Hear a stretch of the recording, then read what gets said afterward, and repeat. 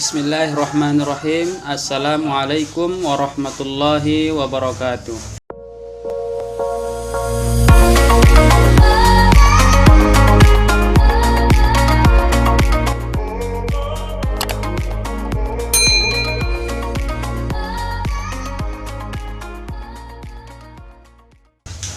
Alhamdulillahi rabbil alamin, wassalatu wassalamu ala asyrafil anbiya wal mursalin Sayyidina Muhammadin wa ala alihi wa sahbihi ajma'in, amma ba'du.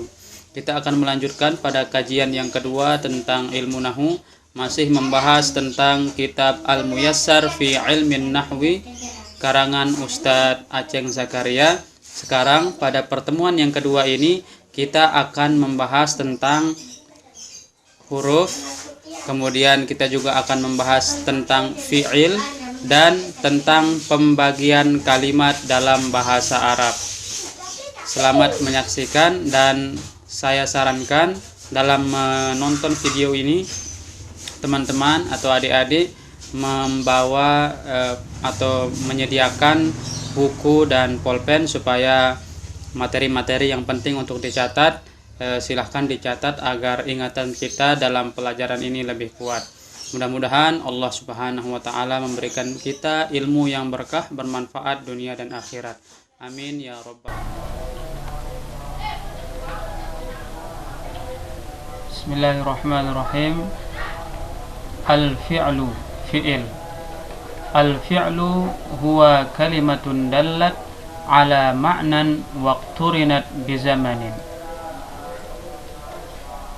Fi'il adalah kata yang menunjukkan makna atau arti waqturinat bizamanin, dan berkaitan atau dikaitkan dengan waktu.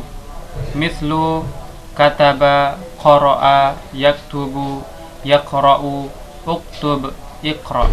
Contohnya adalah kataba. Kataba artinya dia telah menulis.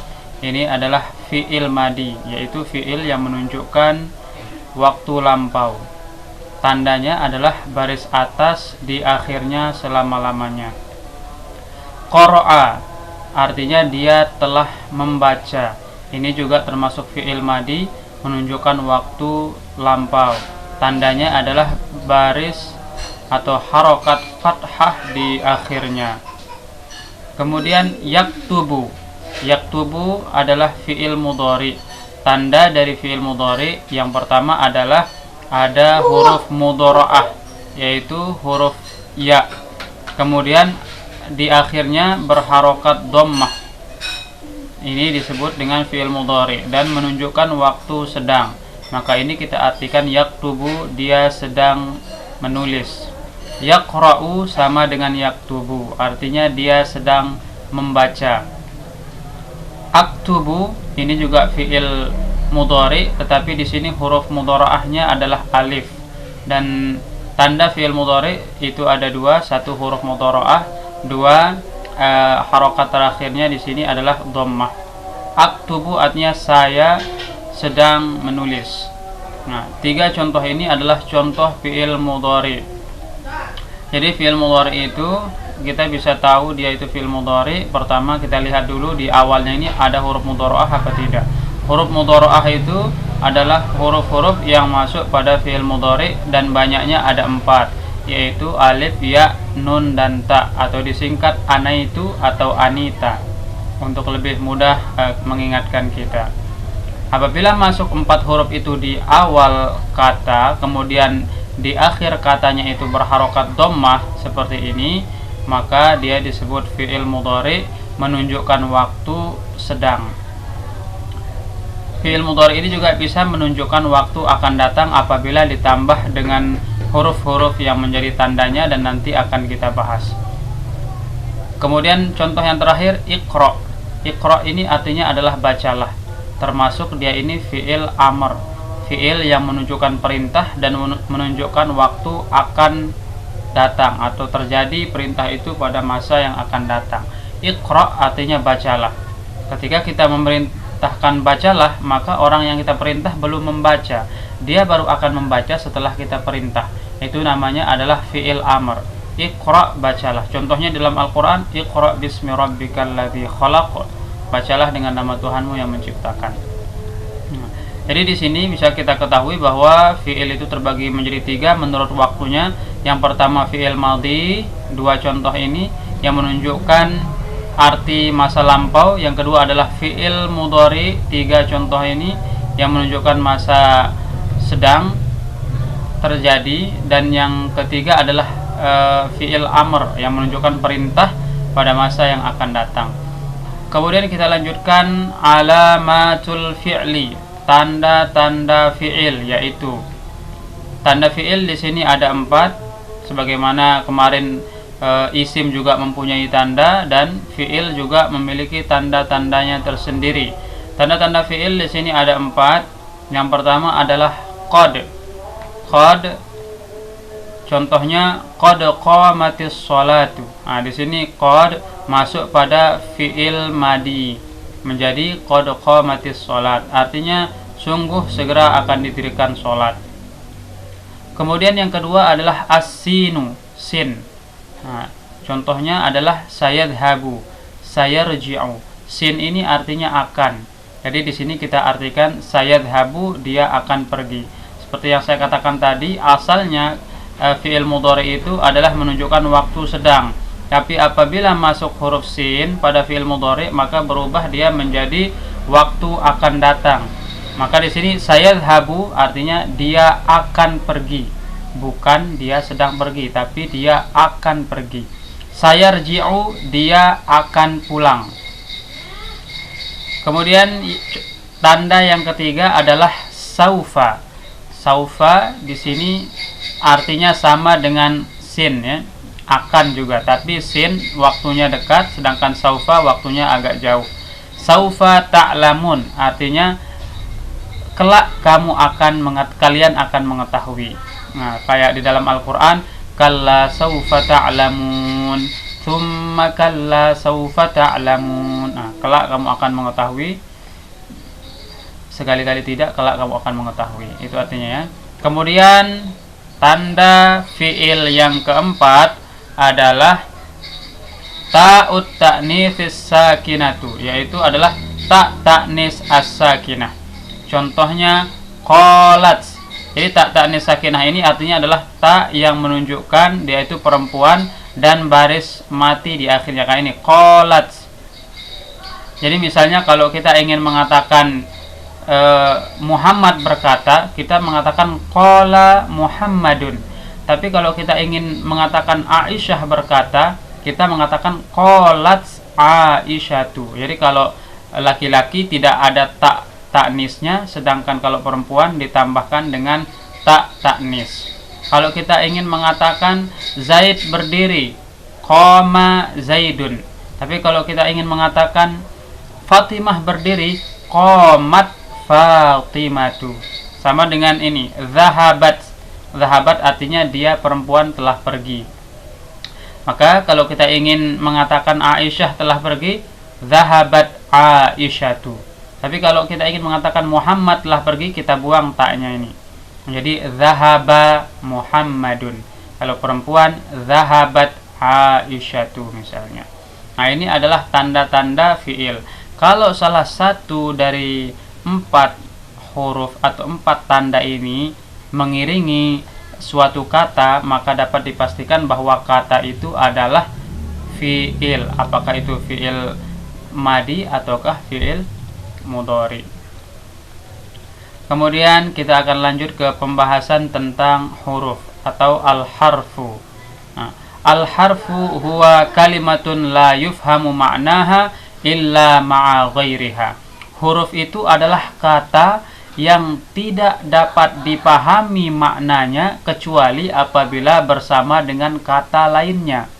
Ya, jadi huruf ini sebenarnya dia memiliki makna, tetapi dia tidak akan bermakna kalau tidak bersanding dengan kata lainnya. Mislu, contohnya min. Min artinya dari, ada maknanya, tapi belum ada makna yang khusus kalau tidak bersandar dengan kata yang lainnya. Fi artinya di atau pada. Thumma artinya kemudian. Fa juga artinya kemudian. Idza artinya apabila, au artinya atau, hatta artinya sehingga.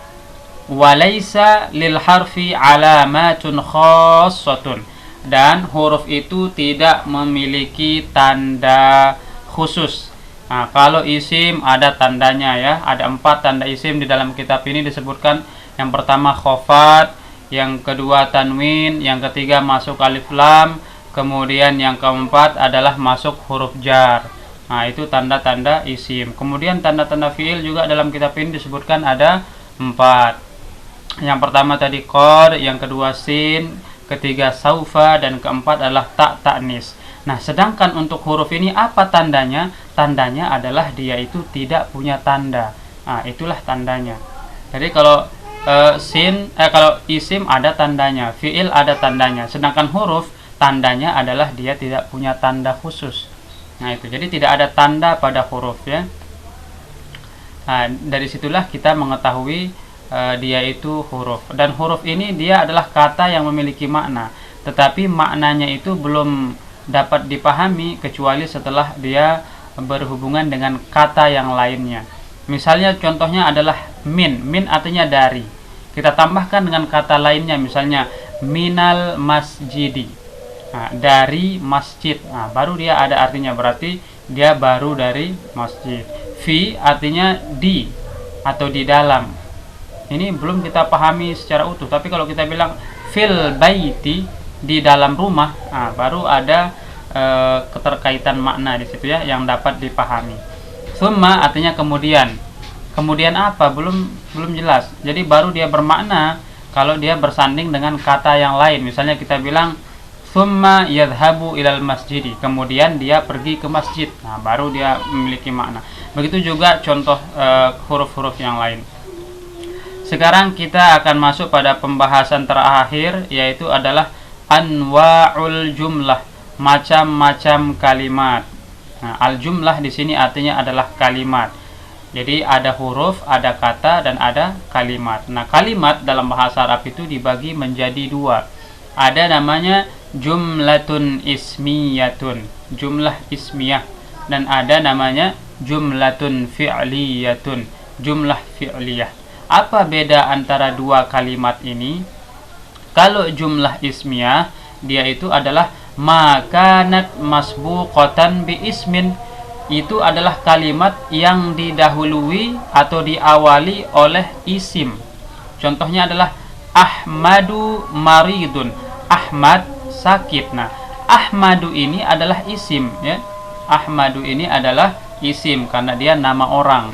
Maridun artinya adalah sakit, ini juga isim karena ada tanwin. Nah, karena dia didahului oleh isim atau kata benda, maka dia disebut dengan jumlah ismiyah.